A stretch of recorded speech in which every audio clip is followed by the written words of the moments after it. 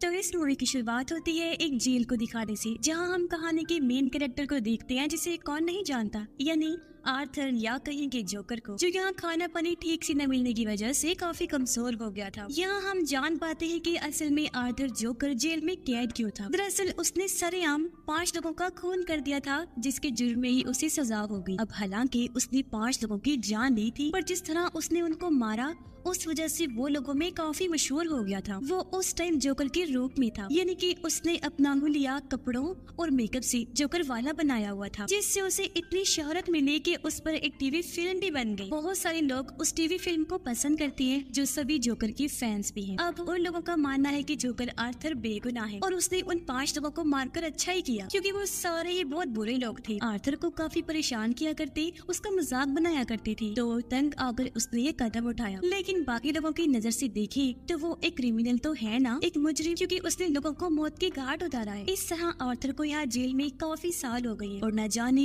वो और कितने सालों तक यहाँ कैद रहेगा, क्योंकि अभी तक उसकी कोर्ट में सुनवाई भी नहीं हुई थी कि उसे पता चल सके कि वो कितने सालों के लिए यहाँ कैद रहेगा। अब आर्थर बेचारे को कहीं भी सुकून नहीं। वो बेचारा बाहर लोगों से परेशान था, क्योंकि सब उसे तंग करते बुले करते थे, और जेल में आने के बाद वो पुलिस वालों से परेशान, क्योंकि ये लोग भी उसका वैसे मजाक बनाते। अब आर्थर की वकील उसे मिलने के लिए बुलाती है, इसलिए वो चला जाता है। पर जब वो रास्ते में था तो उसकी नजर एक लड़की पर पड़ी, जिसे आर्थर बड़े गौर से देखने लगता है। वो लड़की भी आर्थर पर से नजरें हटा ही नहीं रही थी। गौर से देखने के बाद वो उसे शूट करने जैसा इशारा करती है। इस लड़की का नाम ली होता है, लेकिन फिर पुलिस वाले आर्थर को वहाँ से ले जाते हैं और वो आकर अपने वकील से मिलता है, जो उसका केस लड़ने वाली। अब एक तरफ उसकी वकील आर्थर का केस तो लड़ रही थी, लेकिन साथ साथ उसका फायदा भी उठा रही। जैसे आजकल आर्थर काफी मशहूर था, तो हर जगह बस उसका ही चर्चा सुनने को मिल रहा था। तो इसी चीज का फायदा उठाकर वकील कुछ रिपोर्टर्स को अपने साथ यहाँ लेकर आती है, ताकि वो आर्थर का इंटरव्यू ले सके। वो बस उसे इतना कह देती है कि ये लोग तुमसे बस थोड़े बहुत सवाल करेंगे और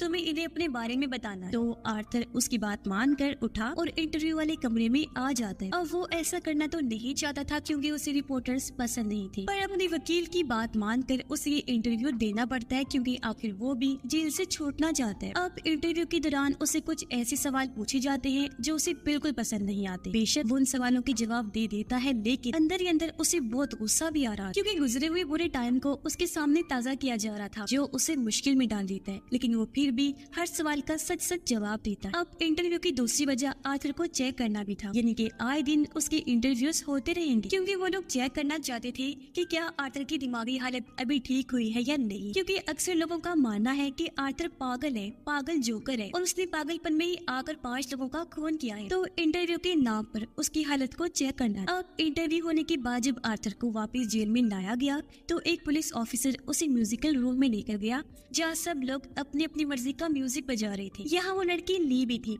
और कुछ इस तरह दोनों की मुलाकात हो जाती है। दोनों ही एक दूसरे से मिलकर बहुत खुश थे, क्योंकि जब से इन्होंने एक दूसरे को देखा था ये मिलना चाहते थे। आर्थर ली से पूछता है, तुम यहाँ पर क्यों कह दो? ली बताती है कि मैं जिस बिल्डिंग में अपनी मौत के साथ रहा करती थी, मैंने गुस्से में आकर वहाँ आग लगा दी और पूरी बिल्डिंग को ही जला डाला, जिससे मेरी माँ भी मारी थी। बस इसी वजह से मुझे सजा हो गई और मैं यहाँ कह दूं। जो सुनकर आर्थर जोर जोर से हंसने लगता है, क्योंकि ये उसकी आदत थी। फिर ली उससे पूछती है कि तुम यहाँ पर क्यों हो? आर्थर कहता है, लो क्या बात कर रही हो, तुम्हें नहीं पता मैं यहाँ कैसे? हर कोई तो जानता है कि मैंने 5 लोगों का खून किया है, जिस जुर्म में ही सजा काट रहा। अब इस तरह रोज दोनों एक दूसरे से मिलती थी और इनकी दोस्ती हो जाती है। एक दिन तो ली आर्थर को ये तक कह देती है कि चलो हम दोनों यहाँ से भाग चलते हैं, पर वो ये कहकर मना कर देता है कि नहीं नहीं, मैं ऐसा नहीं कर सकता, क्योंकि वो लोग मुझे गोली मार देंगे। असल में ली उसे मन ही मन में पसंद करने लगी और वो यहाँ से भागकर अपने आगे की जिंदगी आर्थर के साथ गुजारना चाहती, पर उसके मना करने पर जाहिर है ये होने वाला तो था नहीं, इसलिए ली को थोड़ा बुरा लगता है।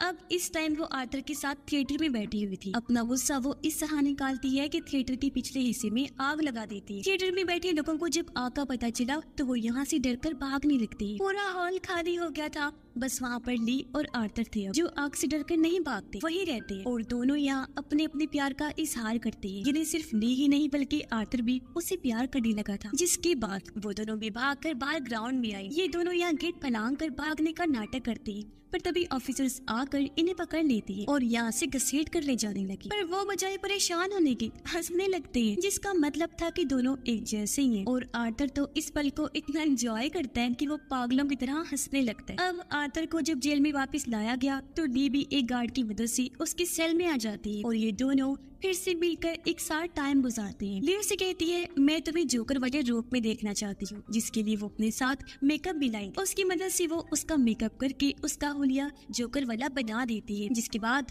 वो काफी इंजॉय करते हैं। अब अगले दिन वकील फिर से आर्थर से मिलने आती है क्योंकि वो उसका एक और इंटरव्यू लेना चाहती थी। वो अपने साथ अच्छे से अच्छे रिपोर्टर को लाती है ताकि वो सवालों के जरिए उसके दिमागी कंडीशन का पता लगवा सके। अब आर्थर अपने गुजरे हुए टाइम पर बात नहीं करना चाहता था क्योंकि वो डिस्टर्ब हो जाया करता था, उसे बुरा लगता था। पर ये रिपोर्टर बार बार उसके पास्ट माजी को लेकर ही सवाल करती थी। अब उसने अपनी माँ का खून भी किया था, जिस बारे में ये वाला रिपोर्टर पूछने लगता है। पर ये सुनकर आर्थर इतना डिस्टर्ब हो गया कि वो रिपोर्टर पर गुस्सा करने लगता है। हालांकि इससे पहले वो शांत बैठा हुआ था, लेकिन सजा पूरी हो गई थी, उसे छोड़ दिया गया था और अब वो जेल से बाहर जाकर टीवी पर आर्थर का इंटरव्यू देख रही हूँ। अब आज इस इंटरव्यू के बाद आर्थर की कोर्ट में पेशी होने वाली थी और जब उसे यानी जोकर को ले जाया जा रहा था तो सड़कों पर उसके चाहने वाले उसके फैंस की लाइन लगी हुई जो आर्थर का ही नाम पुकार रही थी और यहाँ उसे सपोर्ट करने आए थे, उसका साथ देने, क्योंकि वो चाहती थी कि आर्थर जल्द से जल्द जेल से छूट जाए और वो भी एक आजाद जिंदगी जिए। उसे भी जीने का हक है क्योंकि जिन लोगों को उसने मारा है वो इसी लायक थी और ऐसे लोगों का यही अंजाम होना चाहिए। कोर्ट के अंदर आर्थर जब आया तो अपने चाहने वालों में वो ली को भी देखता है। दोनों एक दूसरे को देखकर काफी खुश हो जाते हैं। फिर सुनवाई शुरू हुई तो दूसरा वकील खड़ा हुआ। वो आर्थर के खिलाफ बोलने लगता है कि इसने बहुत गलत किया है, सरेआम ट्रेन में 5 लोगों का कत्ल कर दिया। जिसके बाद आर्थर की वकील खड़ी हुई और उसके हक में बोलने लगती है कि आर्थर जोकर ने हमेशा अपनी जिंदगी एक कमरे में अकेले रहकर गुजारी है। वो तो बेचारा मासूम है, उसने उन 5 लोगों को कुछ नहीं कहा था, पर उन्होंने क्या किया, आर्थर को तंग करके पका दिया। फिर वो बेचारा क्या करता, उसने अपने बचाव में ही उन्हें मारा है क्योंकि उसका दिमाग बच्चों जैसा है, जो उन्हें ठीक लगता है वो वैसे ही करते हैं। इस पर दूसरा वकील कहता है कि जो भी है जैसे भी उसने मारा, लेकिन किया तो खून ही है ना, एक जुर्म किया है उसने तो उसे सजा तो मिलने ही चाहिए, उसका कोई हक नहीं है कि वो आजाद घूमे। खैर अब इन दोनों वकीलों की बात सुनकर जज तारीख आगे बढ़ा देता है। फिर जब आर्थर की वकील बाहर आई तो ली खुद उसके पास आई और कहती है कि जिस तरह तुम केस लड़ रही हो ना आर्थर का, ऐसे तो वो हार जाएगा, उसे सजा हो जाएगी, तुम्हें और अच्छे से लड़ना है ये केस और कैसे भी करके उसे आजाद करवाना है। अब जब आर्थर को वापस जेल में डाला गया तो उसकी वकील आकर उससे मिलती है और ली के बारे में पूछने लगती है। तब आर्थर कहता है कि हाँ वो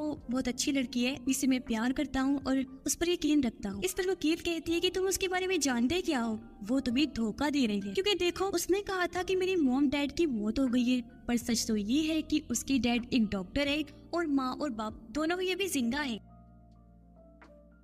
साथ ही आर्थर को ये भी पता चलता है कि ली को कोई सजा नहीं हुई थी, बल्कि वो जानबूझकर पैसे देकर जेल में कैदी बनकर भर्ती हुई थी ताकि वो आर्थर से मिल सके। अब एक दिन जब ली आर्थर से मिलने जेल में आई तो वो उसे इस बारे में पूछता है। तब ली कहती है कि हाँ तो बिल्कुल सही कह रहे हो, मेरे मॉम डैड जिंदा है और मैंने तुमसे झूठ बोला और ये बात भी छुपा के रखी कि मैंने जानबूझकर पैसे देकर अपनी भर्ती इस जेल में करवाई। तो उसके पीछे मेरा कोई गलत मतलब नहीं था, मैं बस तुमसे मिलना चाहती थी क्योंकि मैं तुम्हें पसंद करने लगी थी और तुम्हें यहाँ से आजाद करवाना चाहती हूँ ताकि यहाँ से निकलने के बाद हम दोनों अपनी हंसी खुशी वाली जिंदगी गुजार सके। देखो मैं क्या करूँ, इसमें मेरा कसूर नहीं है, मैंने तुम्हारी टीवी फिल्म तकरीबन 20 दफा देख ली है, मुझे तुमसे प्यार हो गया है और अब चाहे कुछ भी हो जाए मैं तुम्हें जेल से आजाद करवा के ही दम लूंगी, जिसके बाद हम दोनों एक साथ रहेंगे, ठीक है ना। जिस पर आर्थर भी खुशी खुशी मान जाता है और अब वो दिन भी आ जाता है जब कोर्ट में आर्थर की पेशी थी। आज आर्थर की पड़ोसन उसके हक में गवाही देने आई थी। वो कहती है कि मैं और आर्थर की मॉम अक्सर मिला करती थी और उस दिन जब आर्थर अपनी माँ को मार रहा था तो मैंने भी वो सब अपनी आंखों के सामने होते देखा। आर्थर को इस तरह पाकर मैं बहुत डर गई थी, इसलिए मैं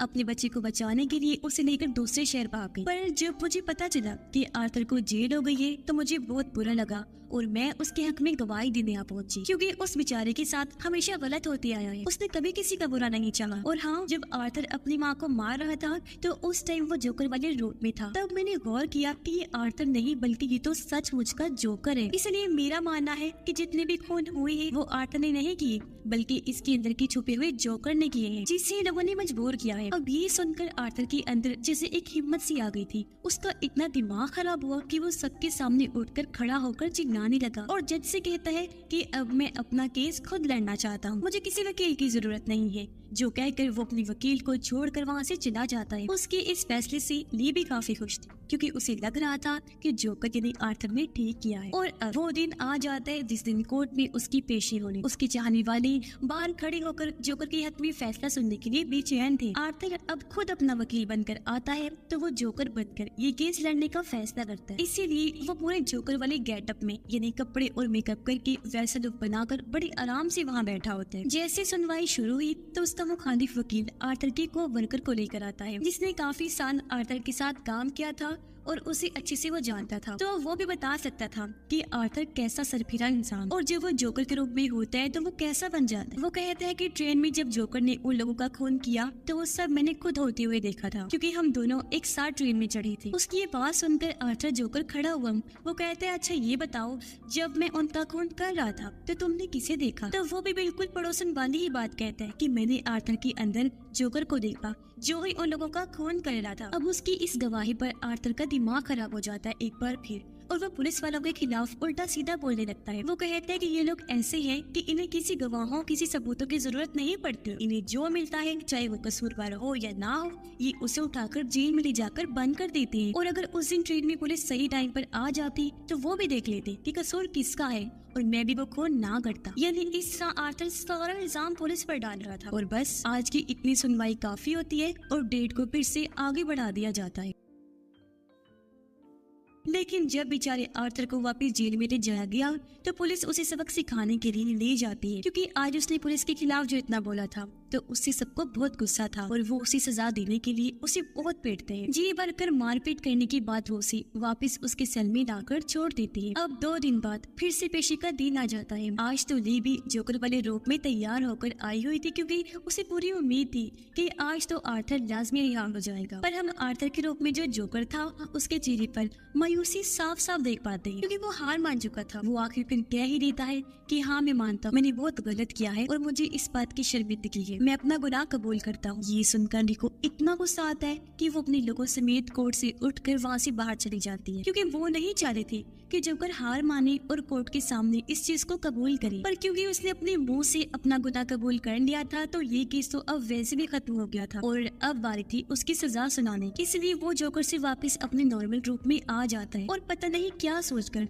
जोर जोर से हंसने लगता है। अब उसे ऐसे हंसता हुआ देखकर वो लोग जो उसके खिलाफ थे उन्हें गुस्सा आ गया। वो आर्थर पर टूट पड़े, उसे मारने लगते हैं, लेकिन वो हंसना अभी भी नहीं छोड़ता। वो कोर्ट के अंदर ही था कि तभी उसकी हंसने से बहुत जोरदार धमाका हो जाता है, जिससे पूरा कोर्ट तबाह हो गया। कुछ लोग इस हादसे में मर जाते हैं जबकि बहुत सारे लोग वहाँ जख्मी हालत में पड़े होते। अब जैसे तैसे आर्थर भी कोर्ट से बाहर आया, तभी उसे तबाह हुई जगह पर अपना एक फैन नजर आया जो भी जोकर के रूप में ही आया हुआ था। वो आर्थर को देखते ही पहचान लेता है कि यही असली जोकर है और उसे अपने साथ ले जाने लगा ताकि उसकी मदद कर सके। वो आर्थर को गाड़ी में डालकर यहाँ से दूर ले जा रहा था। इस तरह करके वो जोकर की मदद करना चाहता था, पर इसी बीच इनकी गाड़ी ट्रैफिक में फंस गई और पता नहीं क्यों आर्थर गाड़ी से उतरकर भागने लगता है। काफी दूर भागने के बाद उसे अपने सामने ली दिखाई देती है। आर्थर उसके पास जाकर कहते हैं, चलो अब चलो यहाँ से कहीं दूर भाग चलते हैं और वहाँ अपनी अलग दुनिया बसा कर रही, क्योंकि कोर्ट में पता नहीं कैसे अचानक धमाका हो गया और मैं वहाँ से फरार हो गया। ये सुनकर ली कहती है कि नहीं, अब ऐसा नहीं हो सकता, क्योंकि मैंने जिससे प्यार किया था वो तुम नहीं हो सकती। मैंने एक नडर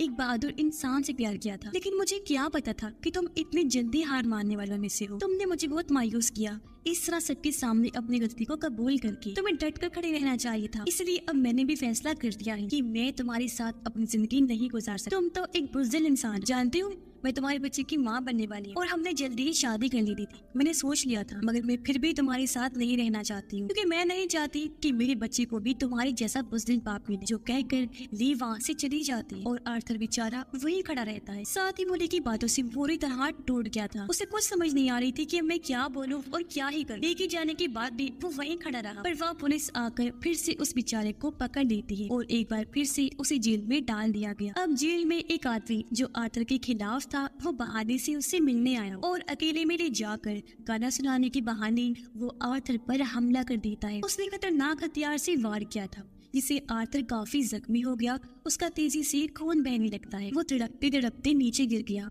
और उसकी आंखें बंद हो जाती है। वो बिल्कुल नहीं हिल रहा था, जो देखने से तो यही लग रहा था कि उसकी मौत हो गई है। अब क्या सच में आर्थर जोकर मर गया होगा? आपको क्या लगता है? इस बारे में अपनी राय का इज़हार कमेंट बॉक्स में जरूर कीजिएगा। इसके साथ ही ये फिल्म, ये कहानी भी इधर